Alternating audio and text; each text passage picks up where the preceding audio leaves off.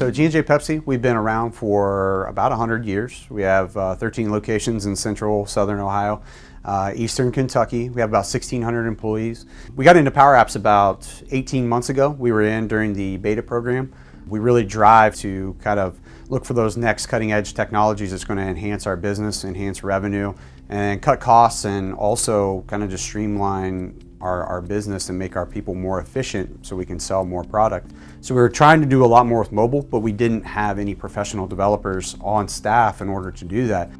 When we saw Power Apps, it just felt like a no-brainer for us. We fell in love with it. We were working with it even before it went to general availability. When Microsoft did launch Power Apps in GA or general availability, we went live with our first application. So Eric has never really done a lot of app development around here or any real programming development for us. Most of his work has been in the cloud space. So when he took over at Power Apps, it was really a new beginning for him to start programming apps for G&J. So it was unique to see how quickly he went from almost zero programming skills to developing a full app and rolling that out in literally 3 to 4 months.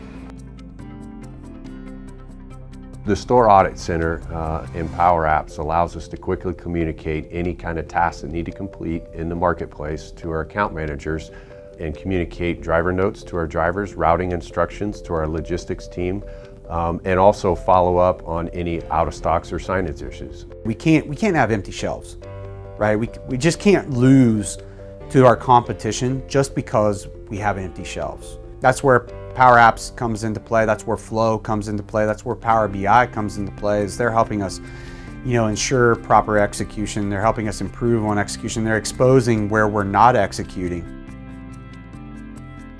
Every day we have 70 to 80 trucks running out of this building. They have 140 different parking spots that those trucks can be put in. As you can see, all the trucks look the same. If you're a driver, how do you know which truck is yours for the day? Why do you need an application to tell a guy what spot you're in? But when you talk about the size and the amount of trucks that Columbus has, that we can't have drivers who have certain windows to meet to deliver products at our customers walking through our parking lot. So we developed an app that allows the warehouse to mark where each truck is parked. In the morning, the driver simply opens his phone, checks his email, and it tells him exactly where his truck is parked.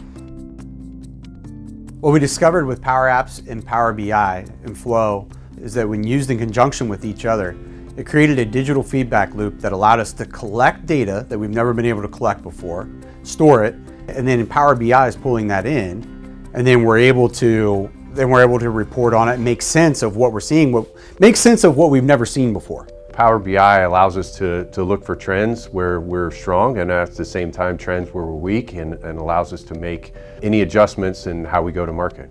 We feel like there's hundreds, if not thousands, of processes that we feel like Power Apps, Power BI, and Flow are going to allow us to tackle those challenges that we have that are not digital currently.